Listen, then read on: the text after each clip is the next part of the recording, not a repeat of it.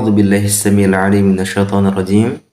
Bismillahirrahmanirrahim. Assalamualaikum warahmatullahi wabarakatuh. Alhamdulillah. Alhamdulillahilladzi ja'ala fis sama'i burujan wa ja'ala fiha sirajan wa qamaran munira. Alhamdulillahilladzi anzala al-Qur'an hudan lin-nasi wa bayyinatin minal huda wal furqan. Asyhadu an la ilaha illallah wahdahu la syarika lah wa asyhadu anna Muhammadan 'abduhu wa rasuluh. Allahumma salli wa sallim wa barik wa karim ala sayyidina wa maulana Muhammadin wa ala alihi wa sahbihi ajmain, amma ba'du. Qala Allah Ta'ala fi kitabihil Qur'anul Karim. A'udzu billahi minasyaitonir rajim. Ya ayyuhalladzina amanu kutiba alaikumus syiyam kama kutiba alal ladzina min qablikum la'allakum tattaqun. Hai orang-orang yang beriman, diwajibkan atas kalian berpuasa sebagaimana diwajibkan atas orang-orang sebelum kalian agar kalian bertakwa. Alhamdulillah teman-teman, puji syukur tidak lupa kita panjatkan kepada Allah yang telah memberikan kepada kita nikmat, sehingga dengan segala nikmat yang Allah berikan hari ini kita masih bisa berpuasa ya, di hari kedua yang insya Allah barakah ini kita masih bisa semangat menjalani ibadah puasa ya. Teman-teman rahimakumullah, artinya kita sudah melewati satu hari bersama Ramadan. Kita harapkan mudah-mudahan Ramadan yang kita temui kali ini menjadi Ramadan yang spesial ya, menjadi Ramadan yang lebih kita kedepankan untuk ibadah, kita meninggalkan main-main di bulan suci Ramadan ini ya teman-teman. Oke teman-teman, hari ini kita akan bahas beberapa orang yang tidak diwajibkan untuk berpuasa di bulan suci Ramadan ya. Jadi teman-teman, di dalam Islam itu ada yang namanya rukhsah. Rukhsah itu keringanan ya. Di dalam ibadah Allah memberikan rukhsah atau keringanan kepada setiap hamba. Jadi kalau dalam sholat, orang yang kalau punya uzur mereka tidak bisa sholat sambil berdiri, maka Allah berikan rukhsah, keringanan untuk sholat sambil duduk gitu.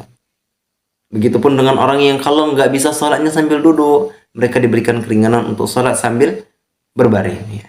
Hanya di dalam Islam itu sangat Masya Allah ya, Islam mengajarkan bagaimana umatnya bisa menjalankan ibadah dengan senyaman-nyamannya ya. Artinya kita semua yang malas ibadah karena kita merasa berat, nggak ada yang berat dalam ibadah itu ya. Karena Allah sudah memberikan begitu banyak keringanan kepada kita. Begitu halnya dengan puasa. Di dalam puasa juga ada rukhsah ya, keringanan bagi beberapa orang yang masuk dalam kriteria. Jadi orang yang di dalam bulan suci Ramadan mereka punya kriteria ini, mereka boleh tidak berpuasa ya, di bulan suci Ramadan ya. Siapa? Yang pertama, orang yang tidak wajib puasa di bulan suci Ramadan adalah orang yang sakit. Nah, jadi teman-teman, orang yang sakit itu dapat keringanan dari Allah untuk tidak berpuasa di bulan suci Ramadan. Allah wa man kana maridan aw ala safarin fa'iddatum min ayyamin ukhar ya. Dan barang siapa yang sakit atau dalam perjalanan lalu ia berbuka atau enggak puasa, maka wajiblah dia berpuasa sebanyak hari yang ditinggalkannya itu pada hari-hari yang lain. Artinya orang yang sakit itu diperbolehkan oleh Allah Subhanahu wa taala untuk tidak berpuasa dengan catatan sakitnya itu membawa dampak negatif pada dirinya. Sakitnya itu membawa mudarat untuknya. Misal ketika ia puasa di bulan suci Ramadan dalam keadaan sakit, ia bisa pingsan atau badannya lemah atau sampai mereka harus masuk rumah sakit, maka diperbolehkan untuk tidak berpuasa. Oke, jadi yang kedua, yang tidak diwajibkan berpuasa di bulan suci Ramadan siapa? Yaitu orang-orang yang sedang bersafar ya. Jadi teman-teman, yang kedua ini orang yang tidak wajib untuk puasa itu adalah musafir ya. Maka Allah Subhanahu wa taala berfirman di dalam Al-Qur'an, dan barang siapa yang sakit atau dalam perjalanan lalu ia berbuka atau tidak berpuasa, maka wajiblah ia menggantinya sebanyak hari yang ditinggalkannya itu pada hari-hari yang lain. Dalam surah Al-Baqarah ayat 185.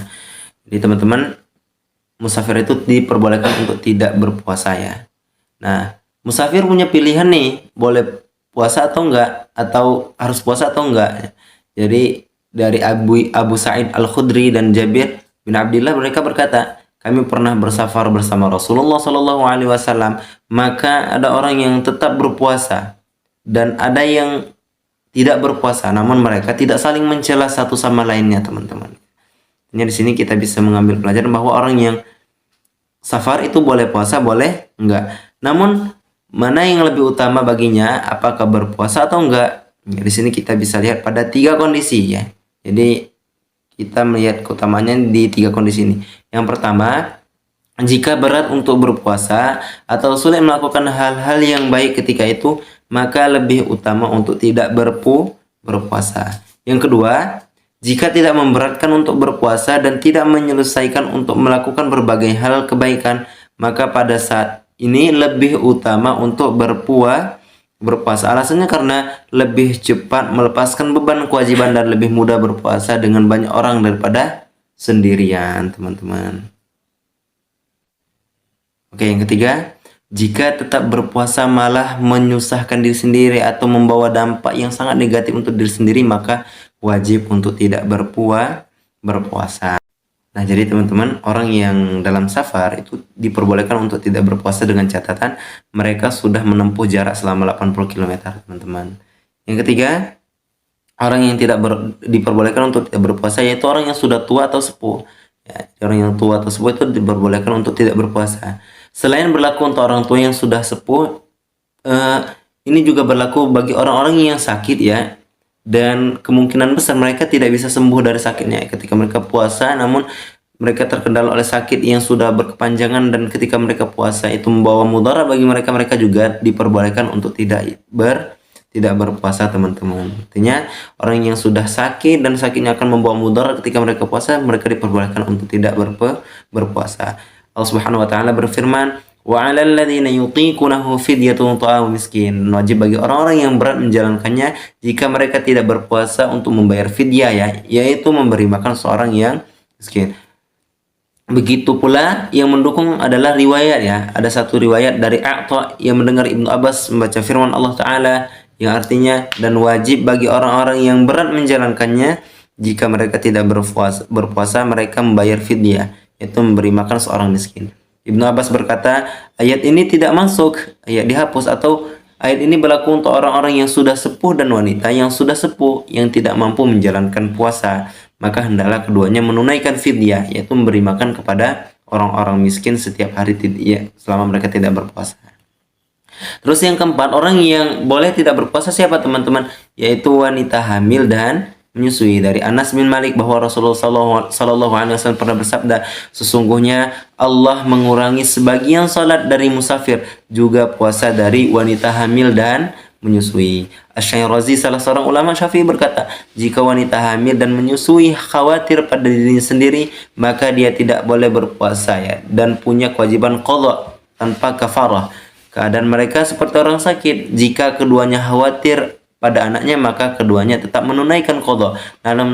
Namun dalam hal kafarah ada 3 pendapat. Imam An-Nawawi berkata, wanita hamil dan menyusui ketika mereka tidak berpuasa karena khawatir pada keadaan dirinya, maka keduanya tidak boleh puasa dan punya kewajiban qadha. Tidak ada fidyah ketika itu. Seperti halnya orang yang sakit.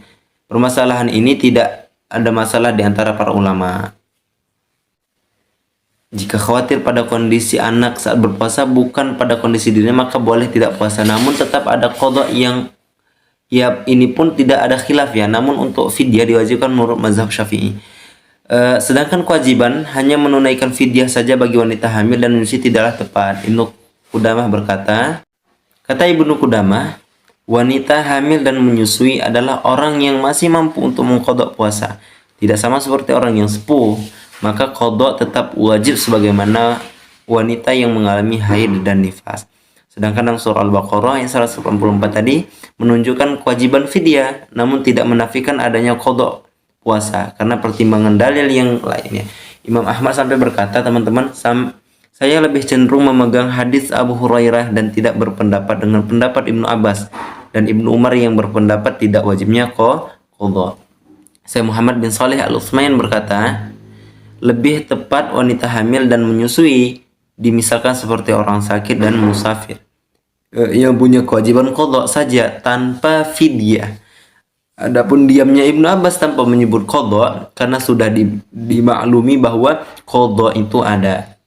Kewajiban qadha yang menjadi pendapat Atha bin Abi Rabah dan Imam Abu Hanifah, sehingga wanita hamil dan menyusui, masih terkena ayat wa man kana maridhan aw ala safarin fa iddatum min ayyamin ukhra, dan barang siapa yang sakit atau dalam perjalanan lalu ia berbuka, maka wajiblah dia berpuasa sebanyak hari yang ditinggalkannya itu pada hari-hari yang lain. Jadi di sini kita bisa ambil kesimpulan bahwa wanita yang menyusui dan lagi hamil yaitu diperbolehkan untuk tidak berpuasa dan boleh hanya mengganti fidyah saja ya, membayar mengkodok puasanya saja, mengkodok puasanya saja teman-teman, tanpa harus membayar fidyah.